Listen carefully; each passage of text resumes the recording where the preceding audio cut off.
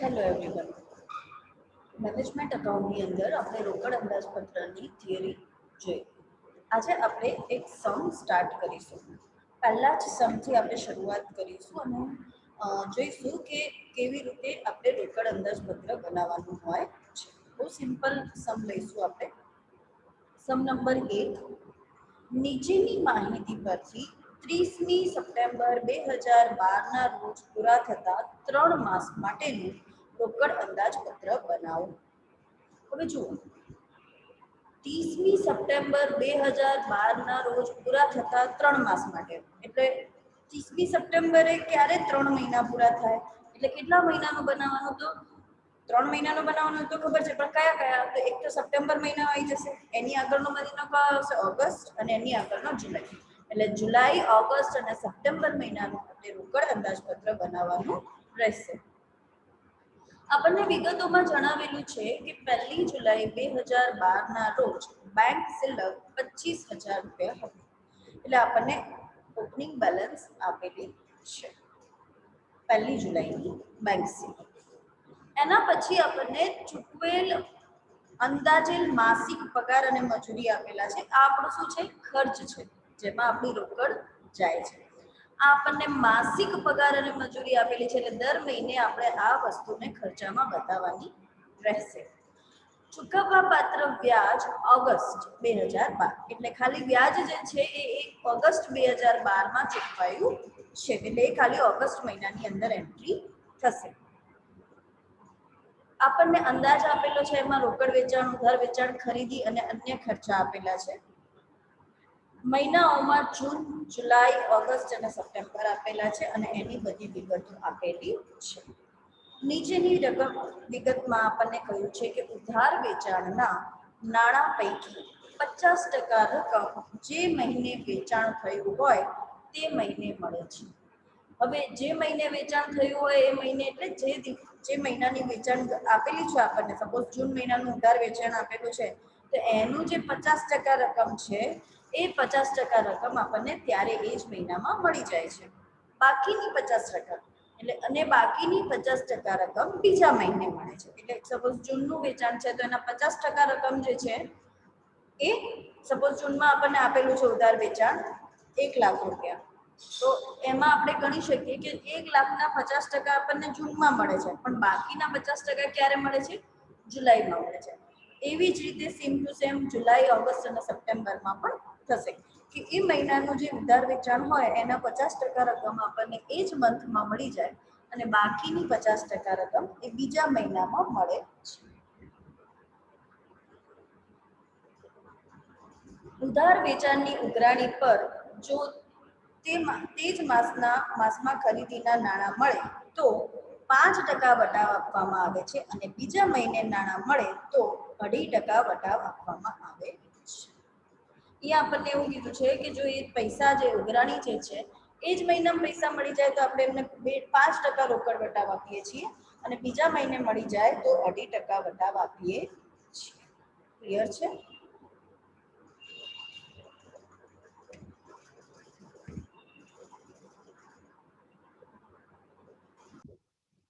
એના પછી આપણને એવું કહ્યું છે કે લેણદારોને તરત જ નાણાં ચૂકવાય છે અથવા 30 દિવસમાં નાણાં ચૂકવાય છે.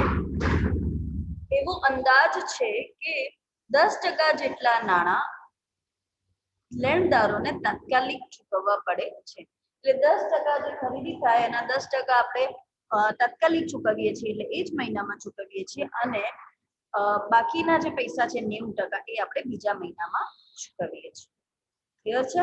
તો હવે આપણે આ દાખલાની ગણતરી કેવી રીતે કરવાની છે એ જોઈએ.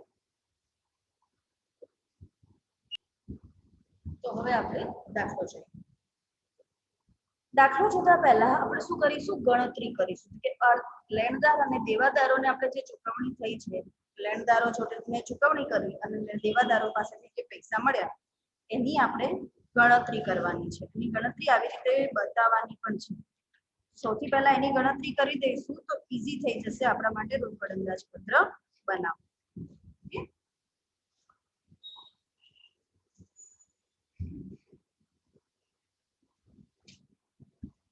ગણતરી દેવાદારો પાસેથી વસૂલ થયેલ રકમ. હવે દેવાદારો પાસેથી ક્યારે ક્યારે મળ્યું છે? તો સૌથી પહેલા આપણને એ ખબર હોવી જોઈએ કે દેવાદારો પાસેથી આપણને શેની રકમ મળે?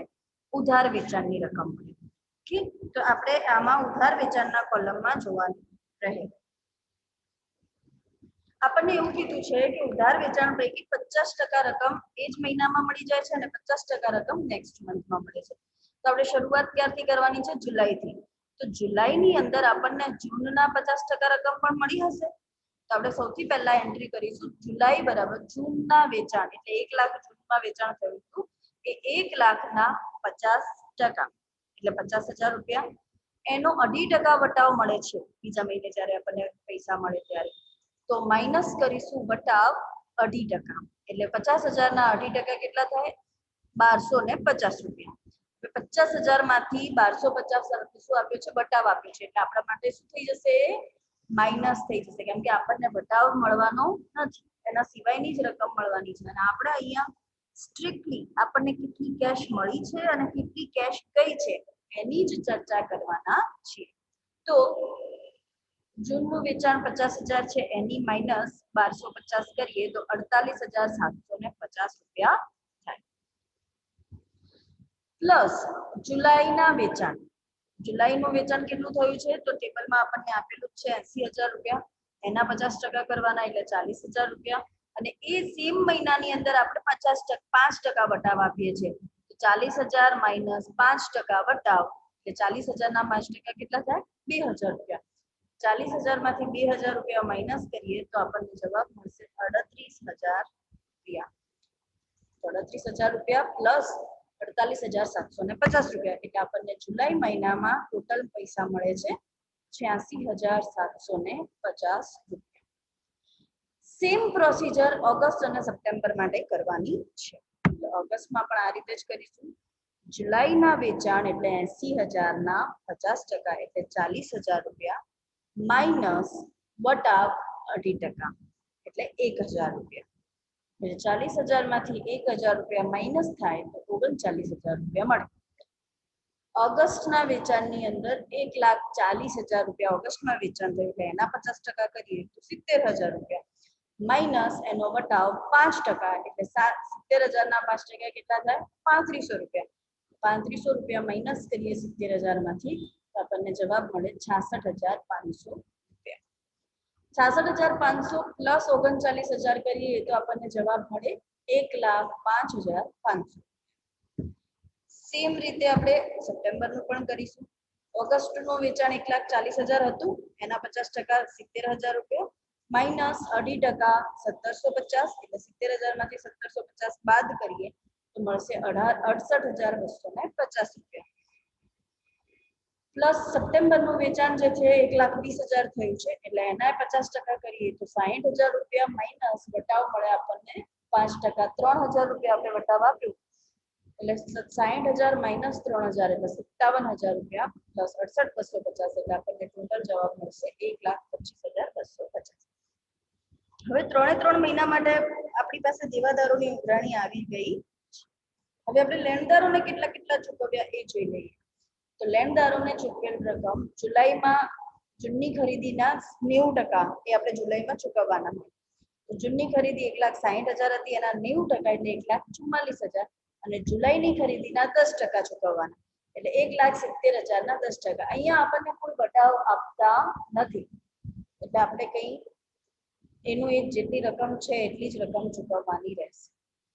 1,70,000 ના 10% એટલે 17,000 રૂપિયા, એટલે 17,000 રૂપિયા 1,44,000 માં એડ કરીએ તો આપણને આન્સર મળશે 1,61,000.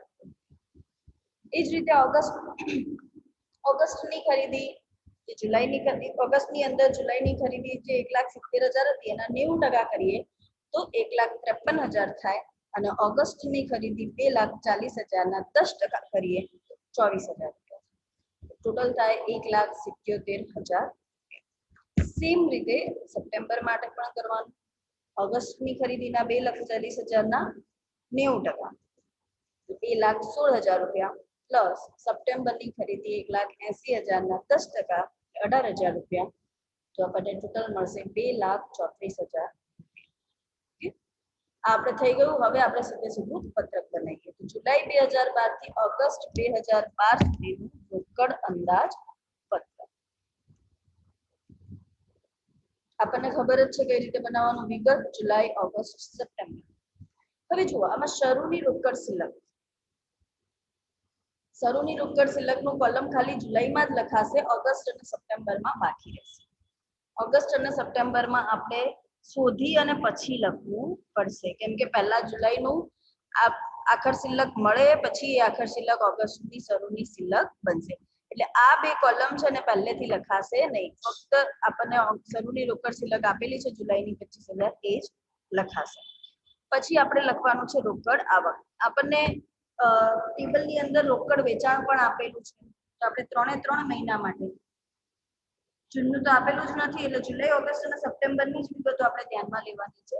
એટલે રોકડ વેચાણ 1,40,000, 1,52,000 અને 1,21,000 લખી દઈશું. પછી આપણે દેવાદારો પાસેથી મળેલ રોકડ શોધી જ છે. કઈ શું રકમ હતી એ રહી? 86,750. જો આપણે શોધેલી જ છે અહીંયા 86,750. પછી 1,05,500 અને 1,25,250. તો અહીંયા પણ છે 86,750, 1,05,500 અને 1,25,250. આ બંનેનું ટોટલ કરવાનું તો આપણને મળશે, આ ત્રણેયનું ટોટલ થશે. તો આપણને મળશે 2,51,750 રૂપિયા. કેટલું છે? 2,51,750 રૂપિયા. જીરો નીચે આવી ગયો છે, બાકી અહીંયા જીરો છે. 2,51,750. આપણે ખાલી જુલાઈનું જ ટોટલ કરવાનું, ઓગસ્ટનું કરવાનું નથી. કેમ? કેમ કે એમાં આપણી પાસે શરૂની રોકડ સિલક હશે નહીં. પછી આપણે રોકડ ચૂકવણી કરીશું. રોકડ ચૂકવણીની અંદર આપણને પગાર અને મજૂરી દર મહિનાના આપેલા છે. ઓકે, સૌથી પહેલા આપણે ખરીદી કરીએ.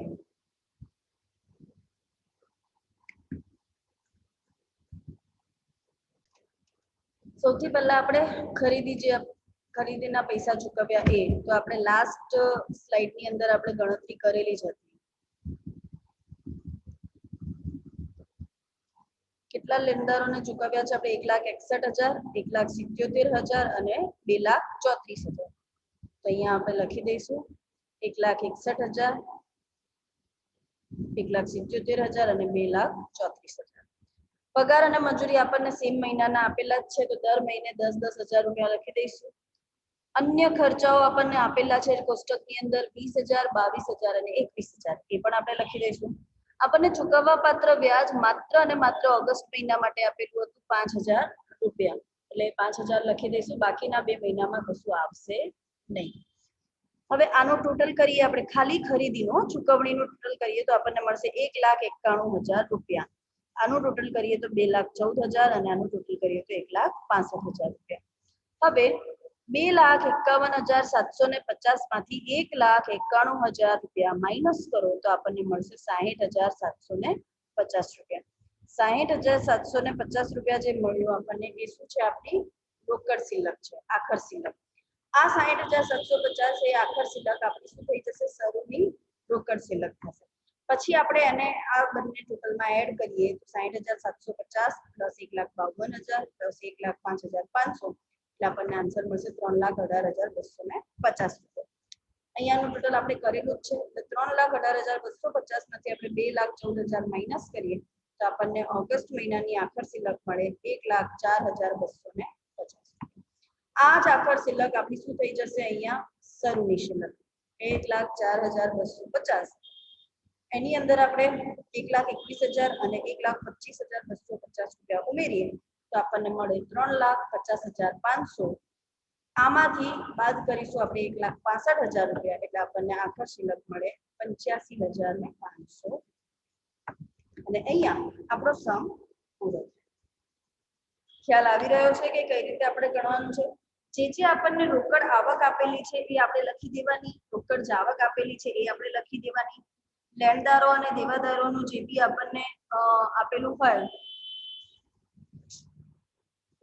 સૂચનાઓ કે ભાઈ કેટલા દિવસે પૈસા ચૂકવાય છે, કઈ રીતે ચૂકવાય છે, એના આધારે આપણે આ ગણતરી કરી લેવાની અને ગણતરી કર્યા પછી આપણે આવી રીતે રોકડ અંદાજપત્રની અંદર રકમો મૂકી દેવાની અને શિલ્લક શોધવાની. આખર શિલ્લક હંમેશા કઈ રીતે શોધવાની? છેલ્લે શોધવાની. છેલ્લે મીન્સ પહેલા મહિનાની શોધાશે એ બીજા મહિનાની શરૂની શિલ્લક બનશે એટલે આખર શિલ્લક હંમેશા લાસ્ટમાં આપણે ફાઇન્ડ કરી શકીએ. આઈ હોપ તમને ખ્યાલ આવી ગયો હશે કે આપણે રોકડ અંદાજપત્ર કઈ રીતે બનાવવાનું છે. આની પ્રેક્ટિસ કરજો ઉદાહરણની સાથે અને કોઈ ક્વેશ્ચન કે ડાઉટ હોય